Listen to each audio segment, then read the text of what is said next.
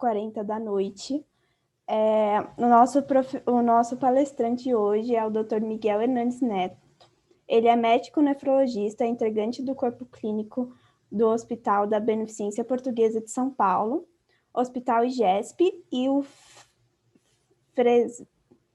Fresenius Medical Care? Fresenius Medical Care é um grupo de nefrologia hemodiálise. Ele está fazendo doutorando no programa de Fisiopatologia em Clínica Médica da Faculdade de Medicina de Botucatu. Doutor, muito obrigada por estar aqui hoje. A gente estava muito ansioso para essa palestra e, por favor, fique à vontade. Só avisa uns 5 minutinhos antes da palestra acabar para a gente mandar o form de presença para o pessoal, por favor. Boa noite a todos, obrigado pelo convite, fico muito feliz de estar com o Taubaté, que é um pessoal que sempre foi muito amigo de Botucatu, nas pré-intermédias, na minha época.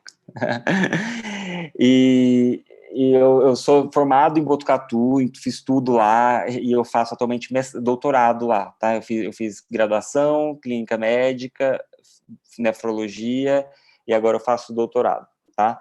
E eu vou falar da minha principal área de interesse, que é microangiopatias trombóticas, né, que é a síndrome hemolítica urêmica. E eu vou explicar um pouco as diferenças aí ao longo da explanação, tá? Eu não tenho nenhum conflito de interesse, eu já fui há muitos anos palestrante de uma medicação para tratar a síndrome hemolítica urêmica atípica, mas eu estou há muitos anos afastado da indústria farmacêutica, tá? Então, hoje, a discussão que eu prefiro chamar assim é microangiopatias trombóticas, tá? Que a gente vai aprender a fazer os diferenciais, tá? E a gente vai chamar de síndrome hemolítica urêmica quando o acometimento renal é muito importante, que é a grande maioria das vezes. Então, para a gente começar a falar sobre esse assunto, eu vou apresentar um caso clínico que a gente recebeu aqui na Beneficência Portuguesa em 2014, que era uma menina de 18 anos, que ela tinha um quadro de hipertensão lá no começo do ano, né? E só isso, tá? E ela passou em outro centro, em crise hipertensiva, foi feito o diagnóstico de hipertensão acelerada maligna, que a gente fala que a gente chama de hipertensão maligna quando na crise hipertensiva o paciente tem um deterioramento rápido de algum órgão, pode ser rim ou retina, tá? Então, ela tinha um sangramento retiniano e a alteração da função renal. Ela foi submetida a uma biópsia renal, foi visto que ela tinha uma glomerulonefrite, né? Mas não foi conclusiva, porque não tinha imunofluorescência, que a gente vê os depósitos imunes, tá? Então, a gente não conseguiu, a gente teve uma biópsia, um resultado aí parcial, não foi muito bem conclusivo. Isso foi em outro serviço, em junho de 2014, tá? Antes dela chegar para a gente. Eles começaram a tratar como se ela tivesse um quadro grave de lúpus, tá? Que a gente fala nefrite lúpica classe 4, e começou o tratamento para isso. No terceiro mês de tratamento, ela procura um médico do nosso serviço, e isso foi já em outubro, e ela estava hipertensa e com uma piora ainda maior da função renal, tá? Ela interna, em 3 de novembro de 2014, com uma creatinina, que é um marcador de função renal, de 8,5, tá? Uma ureia alta, né? Que normalmente a ureia também está alta quando a gente tem uma perda de função renal, mas ela não é um marcador de função, né? Como é a creatinina. Uma urina 1 com um pouco de proteinúria, ela estava em acidose, então ela estava num quadro que a gente pode chamar de injúria renal aguda, ou um quadro já renal crônico que já vinha acontecendo, tá? Da parte hematológica, ela tinha uma anemia, então ela tinha uma hemoglobina de 7,9, tá? E uma plaquetopenia, uma contagem total de plaquetas de 22 mil plaquetas, tá? Que é bem baixo. Quando a gente vai ver os outros exames hematológicos, a gente vê que ela tem uma aptoglobina no limite inferior da normalidade. A aptoglobina, ela carreia a hemoglobina livre do plasma para o sistema fagocítico mononuclear. Então, ela é consumida em situações de hemólise intravascular, tá? A gente tem um DHL que é a lactato desidrogenase, que é uma oxidorredutrase que participa de várias reações da cadeia respiratória, não, da respiração celular, tá? E ela está presente em várias células, inclusive nas hemácias. Existem enzimas específicas das hemácias, tá? De lactato desidrogenase, que a gente chama na prática clínica de DHL, tá? Esquizócitos eram negativos num primeiro momento, esquizócitos são fragmentos de hemácia. Um cumbis direto, que marca anticorpo contra hemácia, negativo. Então, aqui a gente descarta uma hemólise de origem autoimune, que estava sendo destruída por autoanticorpos contra hemácia. E uma enzima chamada Adamits-13 estava um pouco baixo, mas não muito severamente baixo, tá? A gente vai discutir isso mais para frente, tá? Então, aqui, com uma anemia hemolítica não imune, com captoglobina...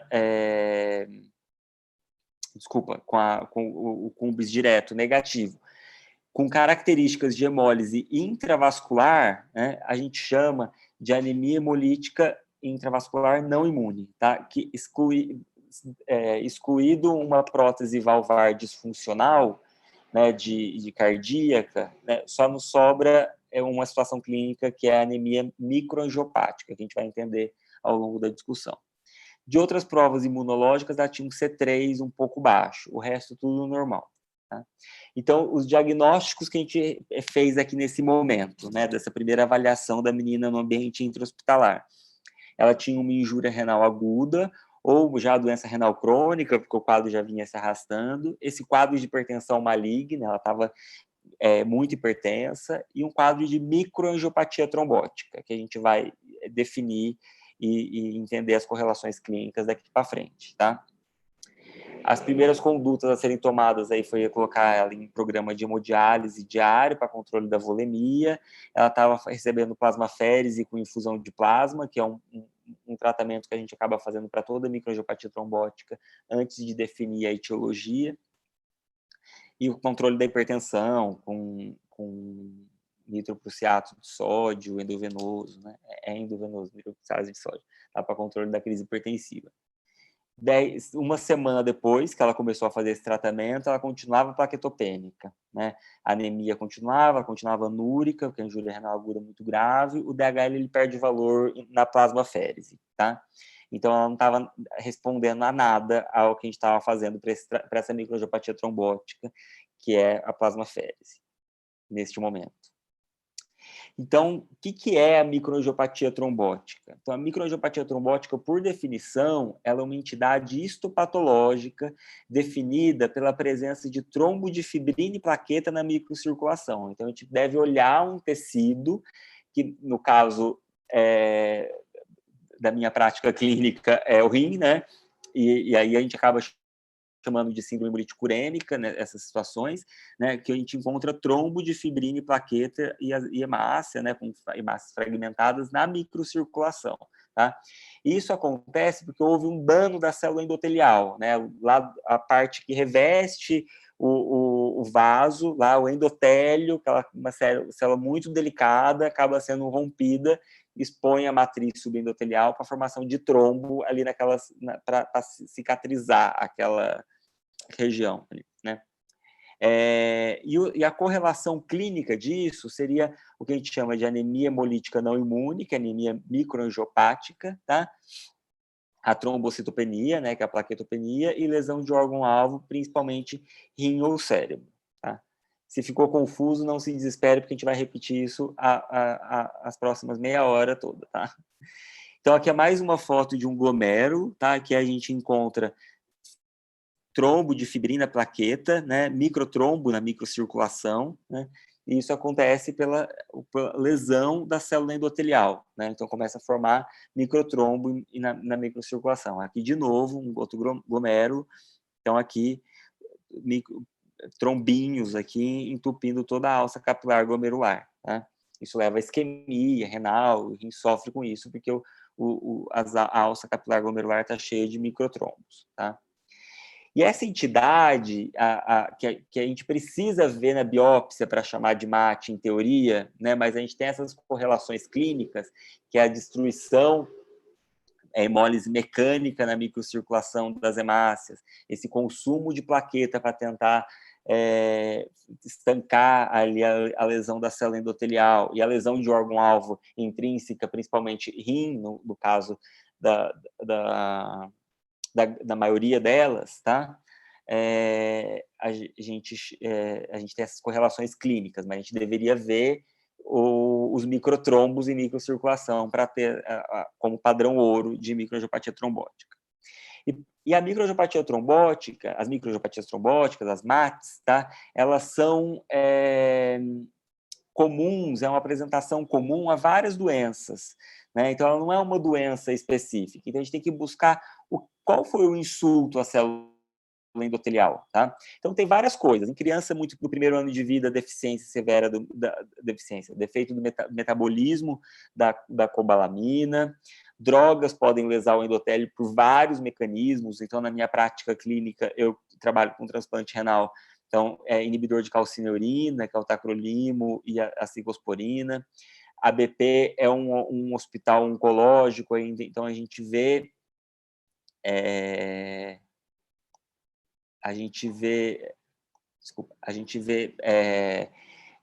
lesão por drogas drogas para câncer, né? Não só quimioterápico, mas também imunoterapia e outras drogas que a gente chama de drogas de alvo, tá? Então, bevacizumab, mitomicina, tem uma outra droga chamada gemcitabina. Então, drogas é comum levar microangiopatia trombótica. A hipertensão maligna por ela mesma pode lesar o endotélio, neoplasia, microtrombo metastático pode lesar o endotélio na microcirculação, tá? Doença do tecido conjuntivo, então SAF, lúpus, esclerodermia, vírus, principalmente HIV. A gestação tem uma situação muito peculiar que evolui com microangiopatia trombótica, que é a pré-eclâmpsia, que em situações graves a gente tem a síndrome HELP, que é a microangiopatia trombótica da gestação, tá? E existem outras entidades que a gente chama de microangiopatia trombótica primária, tá? Que elas têm causas específicas e o endotélio está sempre envolvido na patogênese da doença, que seria por infecções específicas, que tem produção de toxinas que lesam o endotélio, uma desregulação do sistema complemento, isso a gente chama de microangiopatia trombótica mediada por complemento, também conhecida como síndrome hemolítico urêmica atípica, né? E uma outra situação que é a deficiência de uma enzima, que é a ADAMTS13, que a gente vai falar daqui a pouco, que é a PTT, púrpura trombocitopênica trombótica. Então, as microangiopatias trombóticas, elas podem ter causas muito diversificadas, né? Então, causas hereditárias, então a gente tem um defeito já programado para acontecer, então, mutações do sistema complemento, a deficiência do metabolismo da cobalamina, né? Ou causas secundárias, outras doenças que causam, então, a própria a síndrome HELP, doenças, drogas ou doença autoimune, tá? As microangiopatias trombóticas, elas também podem ser adquiridas, né? Então, você começa a fabricar autoanticorpos. Então, a PTT, a maioria é por autoanticorpos. A SHUA tem algumas situações específicas que tem a desregulação do sistema complemento é mediada por autoanticorpos. E causas associadas à infecção, infecções que lesam direto, como é o HIV, o endotélio, ou por endotoxinas, por exemplo, a STEC-SHU, que foi chamada já de SHU típica, tá? Que é a Escherichia coli, produtora de xigatoxina, ou às vezes o pneumococo também produz uma endotoxina que lesa a célula endotelial. Bom, um pouco embaçado, eu entendo perfeitamente, e quase 9 horas da noite fica mais complicado ainda. Então, a gente precisa entender que essa entidade, a microangiopatia trombótica, é qualquer coisa que causa uma lesão na célula endotelial. Na tentativa de reparar essa lesão da célula endotelial, a gente acaba consumindo plaquetas, formando microtrombo na microcirculação, trombos na microcirculação, trombinhos, né? Microtrombo mesmo, né? E a hemácia na tentativa de passar por esses trombos, elas se rompem, né? Então, elas fazem hemólise, tá? Então, a gente tem consumo de plaqueta, a gente tem lise das células vermelhas que tentam passar por aí, e a gente tem lesão do órgão acometido, principalmente rim, tá? Então, isso é microangiopatia trombótica, tá? Que a gente deveria ver os microtrombos na microcirculação, mas nem sempre é possível, pela condição clínica do paciente, que às vezes não é nem possível biopsiar. Então, a primeira causa de microangiopatia trombótica primária é a púrpura trombocitopênica trombótica, que é a PTT, tá? A PTT é uma deficiência severa dessa enzima chamada ADAMTS13, que cliva o fator de von Willebrand, tá? Em multímeros. Então, se a gente tem uma deficiência, uma atividade reduzida da enzima, menor que 5%, a literatura hoje já varia entre 5% e 10%, se a gente não consegue clivar o fator de von Willebrand em multímeros. Então, essa enzima, ela vem, que é uma metaloproteinase, ela quebra o fator de von Willebrand, que está lá ancorado à superfície da célula endotelial. Se a gente não quebra esse fator de von Willebrand, a gente mantém ele lá intacto e começa a fazer adesão, agregação plaquetária, formando trombo de fibrina e plaqueta na microcirculação, tá? Levando a microangiopatia trombótica, né? Hemólise mecânica, consumo da plaqueta, lesão do órgão-alvo. Na púrpura trombocitopênica trombótica, o principal órgão acometido é o cérebro, tá? E é a única situação que o rim não é o principal órgão acometido, a lesão renal é mais branda, tá? É a única situação também que plasmaférese com infusão de plasma, ou que a gente chama também de plasmaterapia, é indicação 1A de tratamento. Então, se o paciente tem a suspeita de PTT, um centro de excelência precisa se preocupar em começar a tratar ele imediatamente. Não dá para deixar, sexta-feira à tarde, vamos deixar para segunda-feira. É uma doença muito grave, os pacientes morrem, né? Então, precisa começar a fazer plasmaférese, infusão de plasma com urgência, tá? É a única doença que tem um tratamento específico. E o paciente responde bem à plasmaférese. Eu estou falando plasmaférese como se fosse meio óbvio. Plasmaférese, ela é como se a gente trocasse a volemia, ela funciona como se fosse uma hemodiálise. A gente bota o paciente numa maquininha, tá? E aí, conforme a gente tira o soro do paciente e repõe alguma coisa, que pode ser albumina ou plasma, para PTT plasma, tá? E aí, o que a gente faz nisso? A gente clareia o paciente como se a gente dialisasse anticorpos dos pacientes, tá? Então, como a maioria dos pacientes que têm PTT, eles têm anticorpos contra a ADAMTS13, por isso que a deficiência da ADAMTS13 é muito importante, tá? Porque a gente tem anticorpos contra ela circulando, a gente tira os autoanticorpos e consegue aumentar a atividade da enzima ADAMTS13, tá? Então, essa é a PTT, esse é o fundamento terapêutico da doença, tá? Hoje existe uma droga que é o caplacizumab, que ela é usada com inibição direta ali do fator de von Willebrand, e ela serve para alguns pacientes, não para todos. Todos precisam receber plasmaférese, alguns vão ter mais recidiva ou não, e aí o caplacizumab entraria nessa circunstância aí. Tá? Beleza, falamos da PTT. Tá? Agora começa a síndrome hemolítico-urêmica, as síndromes hemolítico-urêmicas, tá? Então, agora a gente vai falar das duas SHU, né, das duas síndromes hemolítico-urêmicas associada à produção de endotoxinas por bactérias, tá?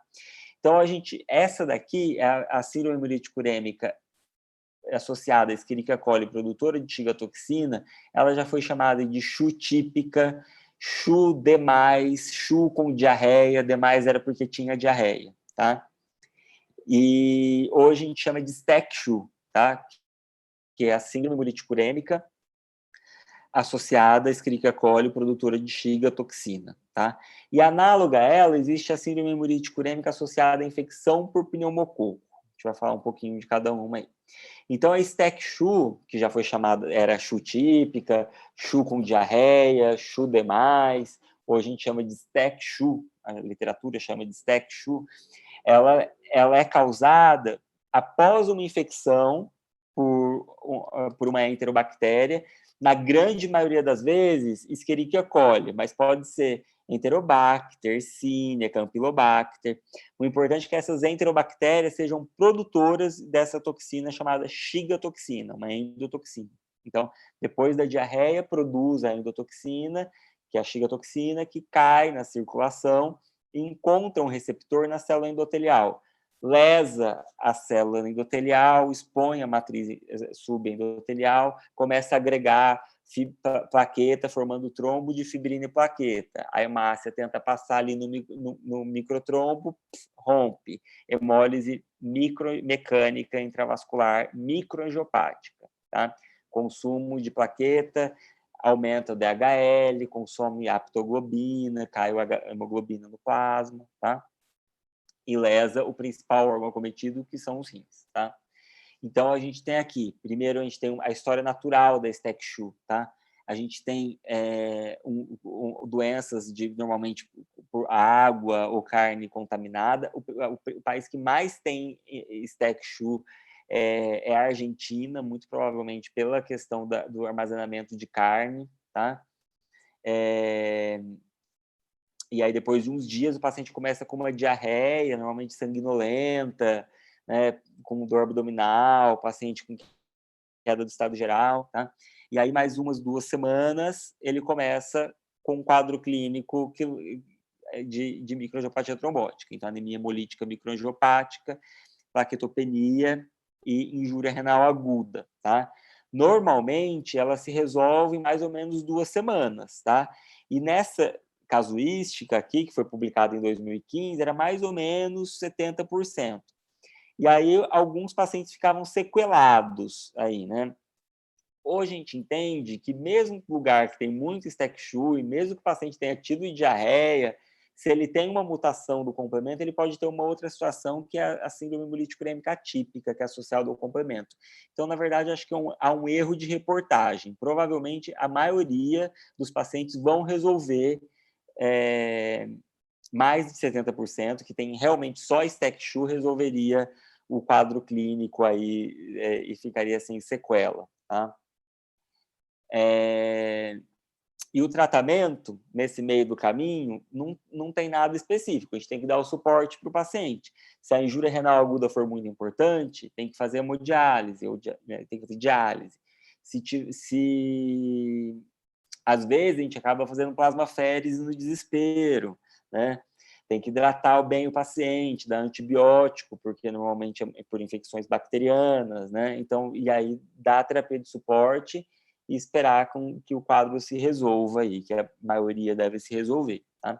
O diagnóstico tem várias possibilidades. A gente dosa anticorpo contra a Escherichia coli, como todo mundo vai fazer medicurso no futuro, que é o que as pessoas fazem agora na faculdade de medicina, vocês vão escutar muito disso daqui, ó, a Escherichia coli, a cepa, né, a O157, tá?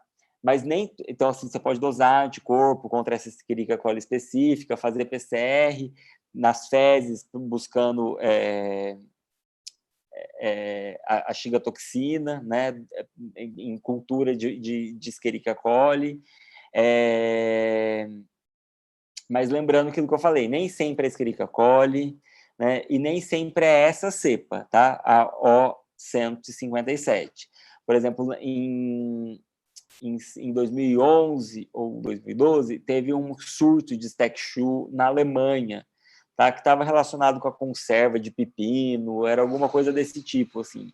E era a O104, então não era mesmo Escherichia coli. Então, esse número é um número mágico que apareceu aí na medicina, mas nem sempre é essa cepa, tá? Aconteceu alguma coisa aqui. Entrou um...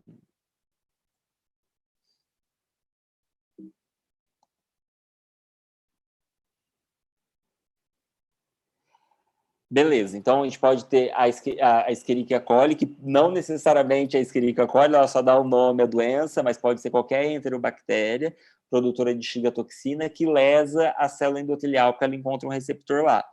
E uma outra situação é a CHU associada ao pneumococo. Então, o pneumococo ele produz uma neuroamidase, desculpa, que leva à formação de anticorpos que atuam tanto no endotélio quanto em hemácia, tá? E isso pode lesar a célula endotelial, levando à formação de trombo de fibrina plaqueta, com consumo de plaqueta, com hemólise intravascular, tá? Em região de microcirculação. Então, as duas, STEC-CHU e a CHU associada ao pneumococo, ambas precisam do mesmo tratamento, que é suporte clínico, da antibiótico direcionado e plasmaférese e plasmaterapia, ninguém sabe quando, se precisa, e é meio que uma situação de desespero. Assim. Então, a gente acaba pedindo plasmaférese quando a hemólise, às vezes, é muito importante, ou a plaquetopenia é muito grave, né, como uma tentativa de melhorar, tá? Mas o tratamento é basicamente suporte. E uma outra situação, né, de que também é uma microangiopatia trombótica primária, né, ou seja, o endotélio está sempre envolvido na patogênese da doença, é a síndrome hemolítica urêmica atípica, tá? O termo típico, eu tenho esse conflito semântico com os nomes, tá? O termo típico caiu muito, assim, uma década, mais de uma década antes do termo atípico, tá? Então, a gente encontra na literatura como esse termo, síndrome hemolítica urêmica atípica, tá? Ou atípico, tá? Mas talvez hoje a gente tenha uma tendência de chamar a microangiopatia trombótica mediada por complemento, tá? Mas o termo CHUA ainda é aceitável, tá? É diferente do CHU típico, hoje é STEC-CHU, tá?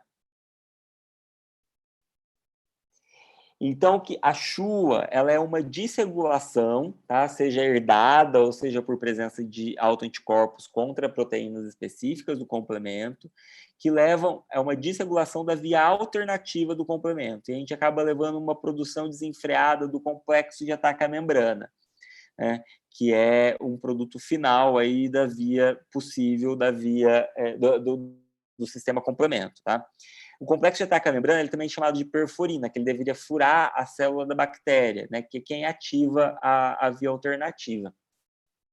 E entra a água, a bactéria morre. Só que isso acontece nessa produção desenfreada, né, acontece na célula endotelial. Né? Então, a perforina, né, o complexo de ataque à membrana, encontra a superfície da célula endotelial, fura a célula endotelial, entra a água, a célula endotelial morre. O que acontece? Formação de trombo de fibrina plaqueta na microcirculação, hemácia tentando passar e se rompendo por uma situação clínica que a gente chama de anemia microangiopática, que é a anemia, a hemólise mecânica em microcirculação. E lesão de órgão-alvo, principalmente rim, tá? Então, a gente tem isso, a via alternativa enlouquecida, completamente desregulada, que a gente perde a regulação da via alternativa, tá? Forma complexo de ataque à membrana, e olha aqui, furou a célula endotelial, que tudo tá rolando no plasma, né? O sistema complemento, ou tem proteínas de superfície, né? Então, o alvo primordial do complexo de ataque à membrana que está sendo produzido de forma desregulada é a célula endotelial, né? Forma trombo de fibrina e plaqueta na microcirculação, tá? Então, o sistema complemento, vamos fazer só esse parênteses aqui. Quem já passou pela imuno já viu, né? É um assunto bem embaçado, assim, né? Mas está muito em alta. Assim, se alguém for fazer nefrologia, vocês já vão sair na era do complemento. Assim, já se tenta inibir todas as proteínas do complemento. Tá? Então, e a CHUA foi a doença que mais ajudou a gente entender como que o complemento funciona em outras doenças renais também. Então, o sistema complemento ele faz parte do sistema imune humoral, que não tem células envolvidas, tá? E ele faz parte da resposta imune inata, que ela já está pronta para acontecer, a gente não precisa aprender nada, tá? É diferente de formar anticorpos, tá? A gente não precisa aprender, já está tudo lá feito, né? A gente codifica proteínas que vão agir na hora que a gente precisa, tá? Então, ele pode ser ativado por 3 vias, tá, de ativação. A via da lecitina, que é a via das manoses, que é ativada por carboidrato, de bactéria, de fungo, tá? A via clássica, que é ativada por imunocomplexo, então doenças autoimunes, por exemplo, o lúpus ativa muito a via clássica. E a via alternativa, que ela tem uma ativação que ela é ou por micro-organismos, ou veneno de cobra, ou ativação espontânea, tá? E as 3 vão parar numa via comum, né? É onde começa a via alternativa, né? Que é a hidrólise de C3, tá? O C3 se cliva em C3A, C3B, o C3B vai participar da próxima corrente aí da cascata do complemento, tá? E existe, a natureza é muito sábia, então o C3 está se clivando o tempo inteiro em C3A e C3B. Graças a uma enzima chamada C3 convertase, o C3B ele se reconstrói em C3. Então a gente tem muito C3 na circulação, tá? E é isso que acontece. A C3 convertase refaz C3B em C3. C3 a partir de C3B, desculpa. Tá? C3A participa de anafilaxia fraca. Tá? Caso haja o que a gente chama de alça de amplificação, então há uma demanda por uma ativação de algumas das vias, tá? A cascata continua acontecendo e vai formar o que a gente chama de complexo de ataque à membrana, que é o C5B9. Tá? As proteínas do complementar se quebram, se clivam e se refaz a próxima reação da próxima cascata, né? da próxima reação da cascata. Tá? Até formar o complexo de ataque à membrana, que promove a lise celular. Além desse controle da C3 convertase, a gente tem outras formas de controlar o complemento. Então, o que a gente chama de via alternativa, que é tudo a partir de C3, sem envolvimento da via clássica da lecitina, tá? Existem outros inibidores, que a gente chama de inibidores naturais, tá? do complemento, ou da via alternativa, que é o fator H, o fator I, ou proteínas que estão ancoradas no endotélio, que é a MCP, tá? Que é a proteína cofator de membrana, que hoje a gente chama de CD46, e a trombomodulina, que essas duas estão ancoradas no endotélio. O fator H e o fator I, a atividade é concentrada na fase fluida, ali na fase no sangue mesmo. Tá? Então, na síndrome hemolítica urêmica atípica, a gente tem ou uma deficiência desses inibidores naturais do complemento, ou a gente tem um ganho de função de promotores, então do fator B, cofator B, que ele ajuda na fabricação da C3 convertase, ou do próprio C3. Então, a gente tem mutações, né, que levam à deficiência, ou às vezes menos comum, autoanticorpos contra os fatores de regulação, inibidores do complemento, ou a gente tem os fatores de ganho de função dos promotores aí da via alternativa do complemento. Então, a gente tem uma desregulação da via alternativa completa, formando muito complexo de ataque à membrana, que lesa a célula endotelial, né? Isso tudo acontecendo ali na intimidade endotélio e sangue. Então, a gente tem uma lesão da célula endotelial, formação de trombo e de fibrina, plaqueta na microcirculação, a hemácia tentando passar, se rompe, liberando esses fragmentos de hemácia, que são os esquizócitos, tá? E essa hemácia rompida na microcirculação, ela libera hemoglobina livre, que é carreada pela aptoglobina, então consome a aptoglobina.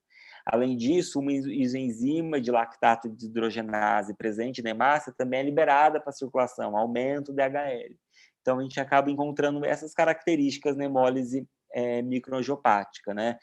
A queda do HB, como toda anemia, consumo de aptoglobina, presença de esquizócitos em tecido periférico, né? Então, a gente faz esfregaço em sangue periférico, tecido não, sangue periférico, a gente faz esfregaço do sangue na lâmina e vê no microscópio, e aumento do DHL, que é a lactato desidrogenase, tá? Que aumenta na hemólise intravascular, tá bom? Consome plaqueta, né? Porque porque ela tenta reparar esse dano todo. E a gente tem isquemia distal do órgão, no caso rim, porque toda a microcirculação do rim fica enxuriçadinha aqui por microtrombos, obliterando a passagem de sangue.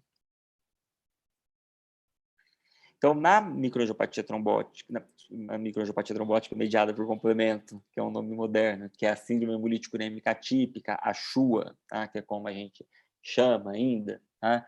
Então, a gente tem tanto fatores, às vezes, ambientais, então, própria gestação, infecção, que confunde muito a gente com doenças. Então, microangiopatia trombótica secundária. Então, será que é uma HELP? Ou será que é outra coisa, né? Então, mas isso daqui sobre já uma suscetibilidade genética. Então, a gente tem a genética, a gente tem uma base molecular ali esperando acontecer alguma coisa que estimula a gente expressar doença, né? Que ultrapassa um limiar, né?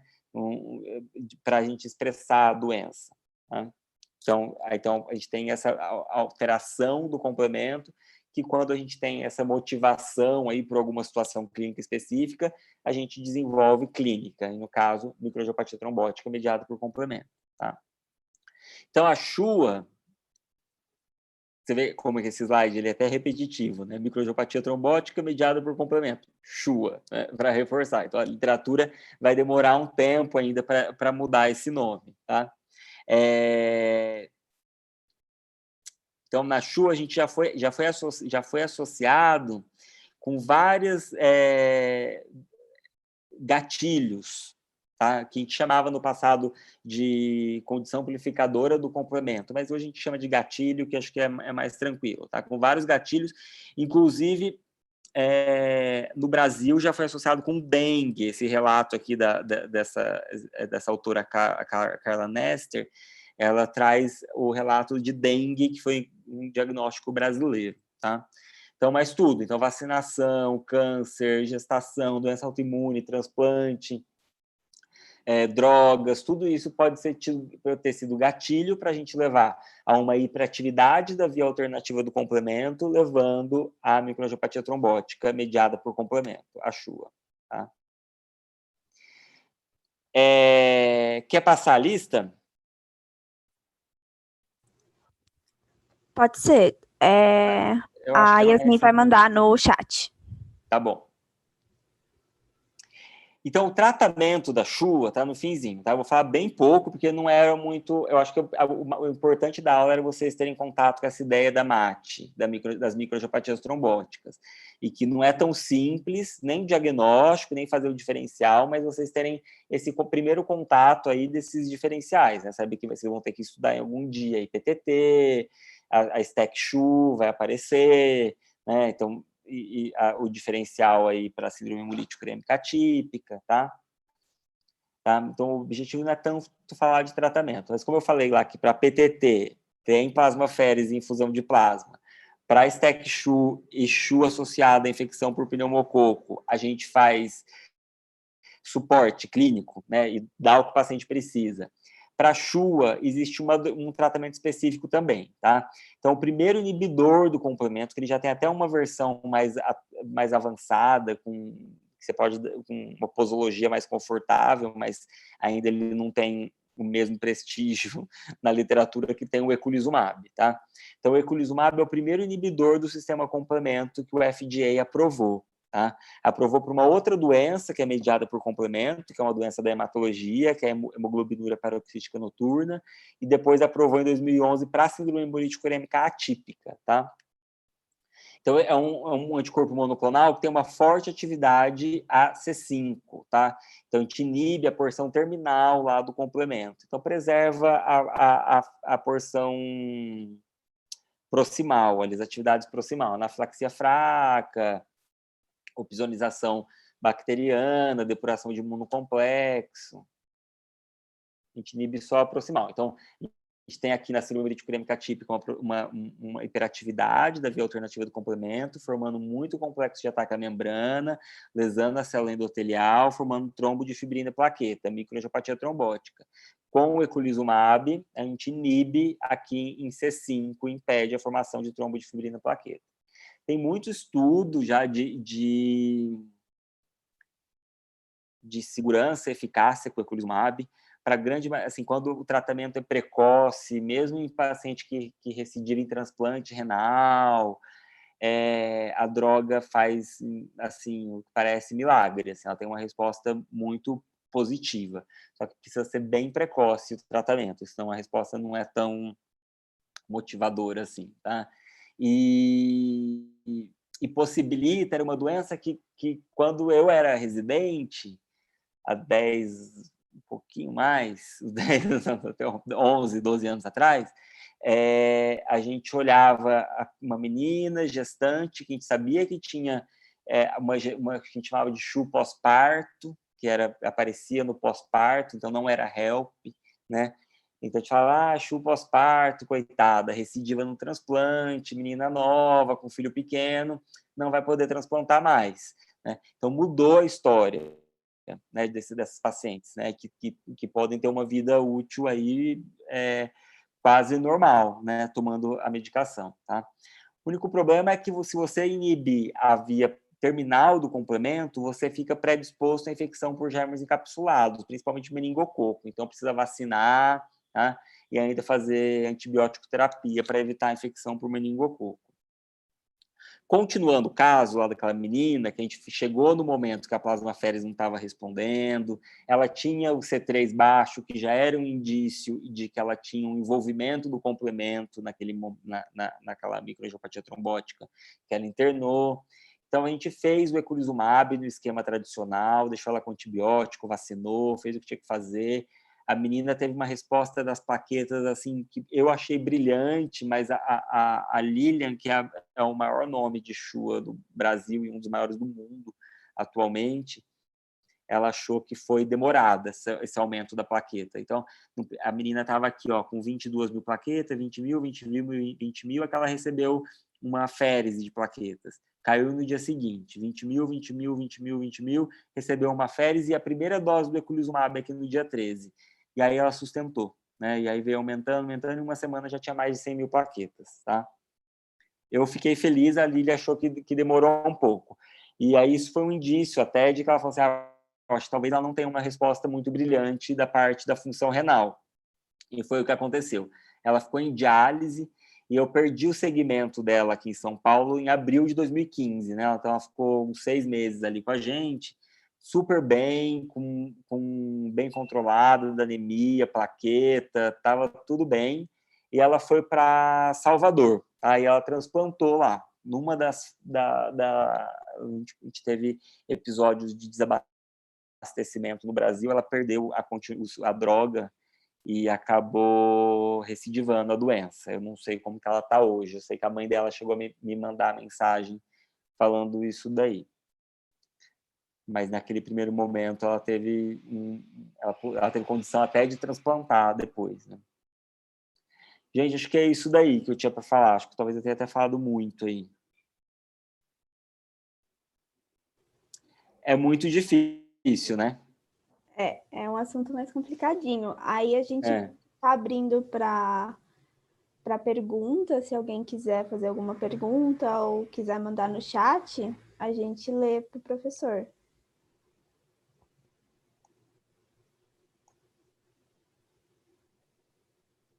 Vou interromper aqui compartilhando. Ó, tem uma pergunta aqui. A Thaís Castilho, ela está perguntando, já há algum relato de Covid agindo como um gatilho para SHU? Então, isso é uma coisa muito louca, né? Porque o Covid ainda, assim, não gatilho para CHU, qualquer coisa pode ser, assim. Então, existe já relato na descrição de paciente que tinha alteração do complemento e depois de uma infecção por Covid, evoluiu com síndrome hemolítico urêmica atípica. O que ainda a gente tem dúvida sobre o COVID e as microangiopatias trombóticas é que talvez o COVID, a coagulação, a alteração da coagulação do COVID, por si só pode levar a uma microangiopatia trombótica. Só que a gente fica naquela assim, será que era um paciente que tinha suscetibilidade genética, ele desenvolveu microangiopatia trombótica, ou será que ele fez microangiopatia trombótica só pelo COVID e ponto final? Então, a gente não tem isso muito esclarecido. Mas COVID e MAT é uma coisa que está muito conectada. E realmente alguns pacientes no último ano, no ano que a gente, no primeiro ano de pandemia, já existem relatos de microangiopatia trombótica mediada por complemento e desencadeada por infecção por SARS-CoV-2. A Luísa perguntou se o tratamento da CHU é ao longo de toda a vida. Luísa, é a vida toda. Então, esse é um dos grandes empecilhos. Então, é uma droga que é caríssima, que já foi a droga mais cara que a gente teve no Brasil. É uma droga que é para a vida toda, e depois a fase de manutenção são infusões endovenosas a cada 15 dias. Então, imagina que embaçado. E ainda é uma droga que pode dar essa inaptidão para desenvolver resposta contra germe encapsulado, meningococo, que é muito grave, né? Então, é interesse de todas as pessoas que estudam microangiopatia trombótica e desordens do complemento entender como individualizar o uso da medicação, tá? Embora na bula não fala nada, né? Então, é isso que a gente tenta estudar, tá? E é o que eu estudo mais, que eu estudei mais é o que eu mais estudo, na verdade, na vida, porque o meu doutorado foi exatamente isso, que foi um momento que teve uma interrupção no Brasil do fornecimento para alguns pacientes, e a gente pegou o resultado disso daí e tenta entender como foi e tal, que foi desastroso. Mais alguém tem alguma pergunta? Eu queria, primeiramente, muito obrigado pela aula. Foi difícil encontrar perguntas para fazer, tava já comentando, porque sempre que eu pensava, nossa, isso aí é interessante, e depois chegava e explicava melhor as coisas, então foi mesmo uma aula completa. Eu só queria realçar aquele primeiro atendimento da paciente em que se desconfia de uma síndrome hemolítica urêmica. Não existe, na verdade, um gold standard para fazer o diagnóstico, não é? Então, chegando a partir assim de uma lâmina, um esfregaço com presença dos quisócitos e depois um hemograma alterado, quais são a sequência para fazer a investigação de uma síndrome urêmica? É muito difícil mesmo, né? Porque cada cenário, as microangiopatias trombóticas, elas podem estar incluídas em vários cenários clínicos, né? Então, oncológico, então, que está recebendo químio, ele está muito grave, então ele faz aplasia de medula, ele tem uma droga que é mielotóxica, de repente a gente não sabe se a plaqueta está caindo por causa do câncer, se está caindo por causa da químio, se está caindo porque está tendo uma lesão de endotélio, então é muito louco, é muito difícil, tá? Em cada cenário específico, tá? Mas, assim, de uma forma geral, quando a gente vai pensar em microangiopatia trombótica, né, a partir da clínica, da tríade, né, que são as correlações. Então, plaquetopenia, alteração de órgão-alvo, principalmente injúria renal aguda, e anemia microangiopática são os indícios aí de que é MAT, né? Tem que pensar nisso. Aí você abre a chave. As MATs primárias e as condições secundárias que pode estar envolvido em cada relação, cada situação clínica específica, né? E aí, assim, o que eu acho que vale muito para os médicos é ficar atento para essas coisas, né? Então, às vezes, o paciente está com uma anemia que você não está entendendo, então tem que pedir um DHL, né? E se o DHL estiver no limite superior da normalidade, já levantar uma antena. A aptoglobina não é tão fácil fazer, mas é um indício forte, né? Quando ela consome, ela é hemólise na microcirculação, e esquizócito na lâmina também. Então, assim, que seria o ideal. Então, assim, tem lugar que o hemograma, eu trabalho na BP, que é o laboratório Fleury. todo hemograma é visto a lâmina, então é meio automático, eles já anunciam esquizócitos, tá? A gente não precisa, às vezes, nem pedir a pesquisa de esquizócito. Então, assim, como começar? Isso daí é uma pergunta que ninguém vai saber te responder, porque até houve um movimento de juntar pessoas que estudam isso no Brasil para tentar fazer um protocolo brasileiro. É muito difícil qual que vai ser o ponto para cada instituição, como vai buscar tal. Na ABP, a Beneficência Portuguesa, é o único lugar que existe uma intenção de fazer um screening dos pacientes para microangiopatia trombótica. Então, eu trabalho com o meu amigo que é hematologista do banco de sangue lá, ele é gerente do banco de sangue. Então, a gente criou um fluxograma que toda vez que aparecer um esclisócito, a gente é acionado no banco o banco de sangue é acionado, né? Porque é uma forma mais fácil, mas o ideal seria a gente tentar juntado, tipo, DHL com hemoglobina baixa. Então, acenda a luz, o alerta, né? Então, a anemia com plaquetopenia. Então, é difícil tentar falar qual que é a melhor forma de começar o diagnóstico, mas sempre tentar juntar a tríade. Se tiver essas possibilidades aí, né, de ter uma anemia que pode ser microangiopática, plaquetopenia e lesão de órgão-alvo, tem que pensar em CHUA. Tem que pensar em MAT, microangiopatia trombótica, né? Aí abre chave. Vai ver, stack CHU, com CHU por meningococo, PTT, síndrome hemolítico urêmica atípica, ou em alguma situação clínica que pode envolver o endotélio aí. Tudo bem, Edu? Tudo bem, Miguel? Tudo bom? Bom te ver. Bom te ver, boa noite. Eu tenho uma pergunta também, se eu puder fazer. Claro. Legal. Primeiro, agradecer a aula. Excelente, tá? Mais uma vez, muito didático. Eu acho que esse é um dos assuntos mais difíceis da medicina. Talvez o diagnóstico, um dos diagnósticos diagnóstico diferencial mais difíceis da medicina, né? É muito complicado todo o cenário clínico. Geralmente o paciente tem várias outras coisas para a gente pensar. E cada vez que eu assisto a tua aula, eu vou relembrando de alguns aspectos para tentar afirmar esses conceitos, né?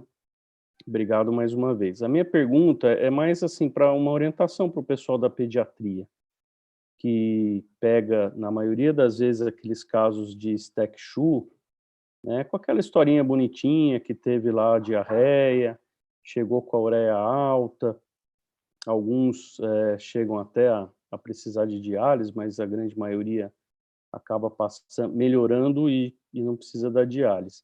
Quando que, para o pediatra, é um sinal de alerta em relação a tempo? Estamos esperando, mas não está passando as alterações. E se tem alguma coisa assim que faça você pensar, poxa, isso não, apesar de ter tido a diarreia, não sei, não está com muito cheiro de STEC-CHU.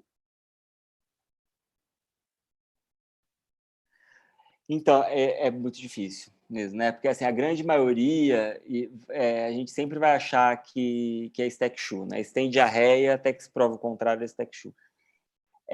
Na realidade, algumas STEC-CHUs, elas levam a ira muito grave também. E, às vezes, a ira são prolongadas, então a gente perde esse parâmetro também da função renal, né? Também não é tão simples. O que eu acho que na verdade, eu não sei se vai ajudar muito a diferenciar hoje em dia, mas o que a gente deveria tentar usar como ferramenta é tentar entender o envolvimento do complemento nessas doenças, porque se a gente conseguisse dosar e ver que o C3 está muito baixo, né, isso ainda é fácil fazer, seria uma boa.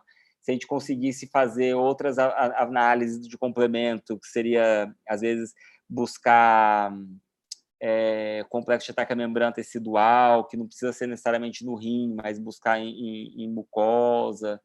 Eu acho que isso daí seriam indícios de que, na realidade, o paciente não tem um STEC-CHU e seria o principal diferencial, seria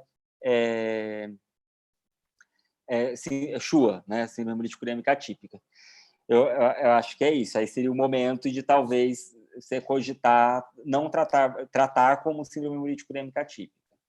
Isso é uma grande dificuldade. Não é só nesse TEC-SHU, né? Eu acho que isso para o pediatra é mais frequente, porque esse TEC-SHU é frequente na população geral, né? Perto das outras microangiopatias trombóticas.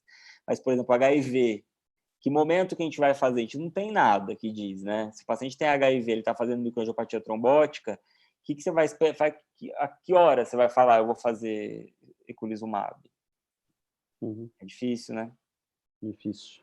Obrigado, hein, Miguel, mais uma vez. Eu acho que não ajudei muito, mas compartilhamos o dilema da... Mais alguma pergunta?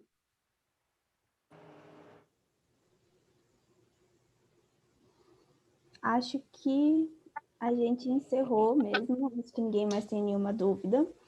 Queria agradecer em nome da Liga de Nefro ao senhor que fez uma palestra incrível para a gente, um assunto super complicado, mas que o senhor... Nossa, foi maravilhosa a aula. Agradecer a todos os presentes também, e acho que a Yasmin também tem algum recadinho para dar. Eu queria agradecer também. A aula ela foi muito boa. Exatamente o que o Márcio falou. Tipo, quando você tinha alguma dúvida, o senhor mesmo explicava na aula. Foi excelente. Muito obrigada. E que o senhor possa dar mais palestras para a gente, porque foi muito boa. Estou à disposição.